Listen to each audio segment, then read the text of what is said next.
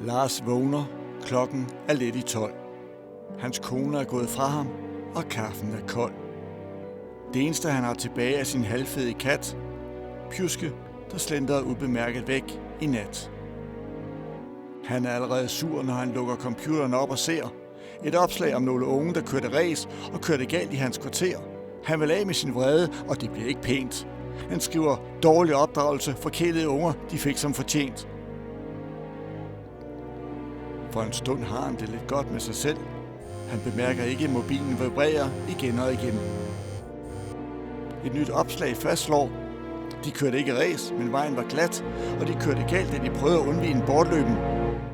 Han lukker computeren og tjekker sin mobil. Vi har fundet en død kat. På halsbåndet står Pjuske. Er det din? Skal det virkelig gå ud over dig selv, før du ser det er galt? Du fik et like. Godt for dig. Du skulle næsten have en hat. Hvis du bare vil tale grimt, så hold det for dig selv. Og hvis du ikke har noget pænt at sige, så sig det pænt.